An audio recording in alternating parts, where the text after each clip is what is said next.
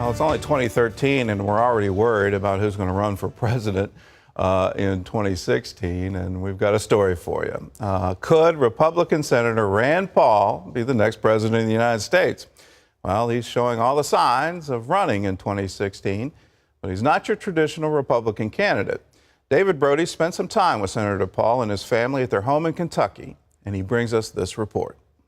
You see any movement in the nest? Rand Paul is keeping an eye on the bald eagles near his home in Kentucky, but the eyes of the nation are on him. I will speak until I can no longer speak. Last month's historic 13-hour filibuster on the Senate floor about the president's policy on drones got everybody's attention, even his son. I was at lunch and I was on Twitter on my phone and I saw something about it and I wasn't really that surprised. You're like, what's Dad up to? Yeah. But nobody should have been surprised by the senator's ability to filibuster, especially on the subject of drone attacks. My wife will tell you I can drone on and on and on. He's also droning on about the current state of the Republican Party. The GOP of old has grown stale and moss-covered. I think Rand Paul has an attitude that we haven't seen in Washington for a very, very long time. Rand Paul can't be put in a tiny little box. For example, he differs from the traditional GOP position on war. Part of Republicans' problems,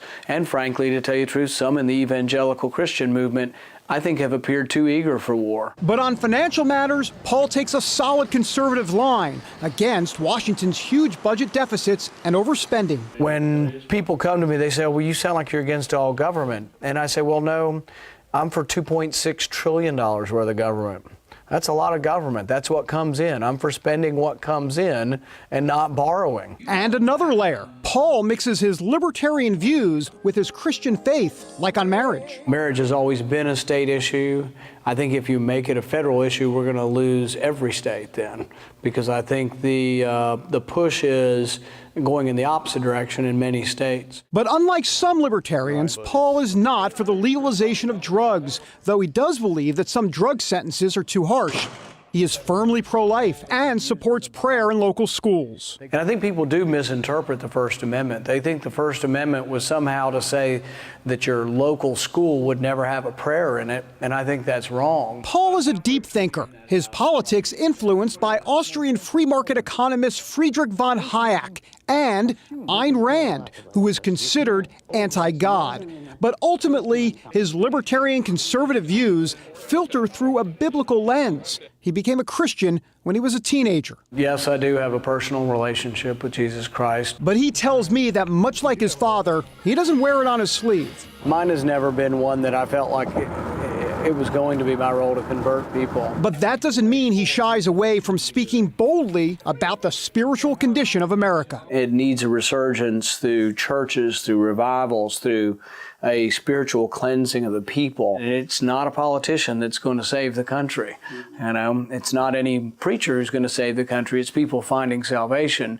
But people need to realize that that's not in politics. His wife Kelly is like-minded. The Pauls are regular members of their Methodist church, and she relies deeply on her faith. Anything can happen any day, any moment. You can lose everything except for your soul and your relationship with God. It is the only permanent thing. Being a U.S. Senator may not be a permanent thing for Rand Paul.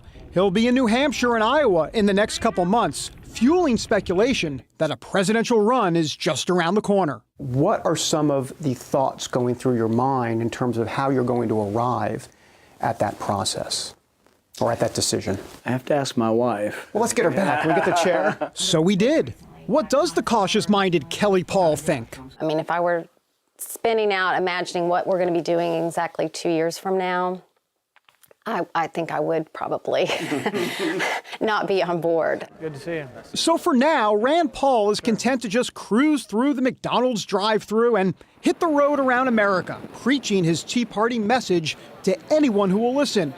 Because at his core, he's just an eye doctor from Bowling Green who thinks he just may have the right prescription for America.